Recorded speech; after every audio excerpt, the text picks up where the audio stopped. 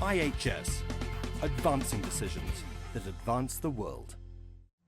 I remember the first time travelling to Ghana about 10 years ago, and the plane, which was then Ghana International Airlines, which doesn't exist any longer, was full of Ghanaians going on holiday back to Ghana.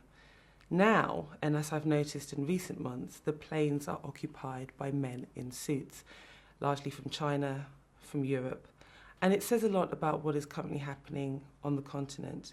There's definitely a paradigm shift taking place. We've seen foreign direct investment increase by 50% in the last 5 years, and largely going into infrastructure and development. We see a lot of development, particularly in West Africa, where a lot of the ocean-going, sea-going countries are in the West Coast. We're looking at places like Ghana, like Nigeria. And one of the key things that we see when we look at the numbers is that 4 out of the 10 fastest growing economies in 2013 are in Africa, 3 of which are main sea-going countries. Ghana, Nigeria, and also Libya is very key. And we are also seeing not only a lot of growth, but a lot of development, both port and in terms of the infrastructure inland. Some of the challenges caused by the lack of infrastructure is the amount of time that vessels now have to spend in port. And looking at Lagos alone, we saw that in the first quarter of 2013, that bulk carriers were spending on average 90 hours in anchorage. That opens up a whole number of other problems and concerns, one of which being the issue of piracy, or as we can refer to it, crimes against a ship, because of the location of which these vessels are. We can see that the IMO reported 60 incidences in 2012 around the world. Although that number has reduced significantly in recent years, particularly when we look at attacks in East Africa around Somalia, that was largely reduced by US-led interventions, and reduced, we saw only 10 attacks in 2012 compared with about 68 in 2010. But the shift is now taking place and moving towards West Africa, where we're seeing more attacks in the Gulf of Guinea.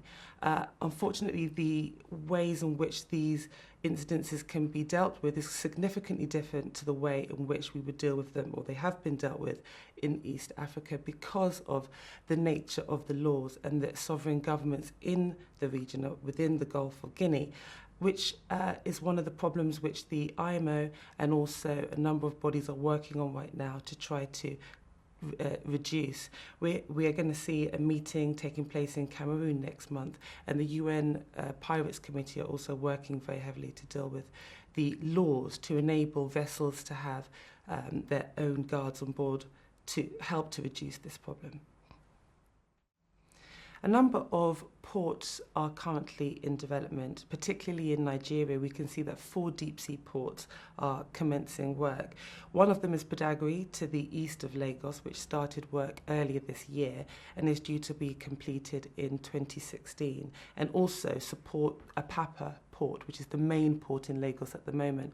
We can also see further around the coast to Akwa Ibom State in the east of Nigeria that the Ibaka port project is currently underway. It's a project which is being supported by the state of Akwa Ibom and working very closely with the Federal Ministry of Transport under President Goodluck Jonathan's agenda for transformation, which focuses heavily on the maritime industry.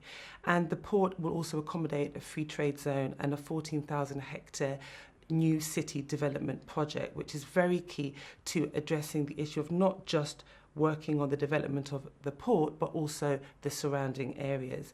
And so Nigeria, we can see, is really working to become a gateway into West Africa. We already see that it's one of the busiest regions, having a population of almost 200 million people and needing to service its population.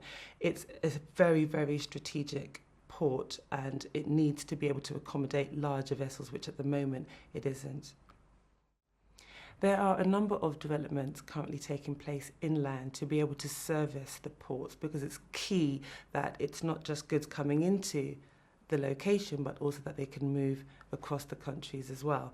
And so we can see in Nigeria that the Lagos-Abidjan Expressway is being developed in 2014. It should be completed, which will carry goods from Ivory Coast round to Nigeria.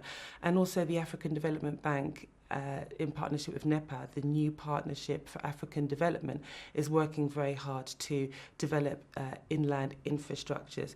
We also know that the African Development Bank recently floated the very first infrastructure bonds focused on infrastructure, developing those roads, because at the moment only about 15% of the roads are up to international standard to be able to carry goods.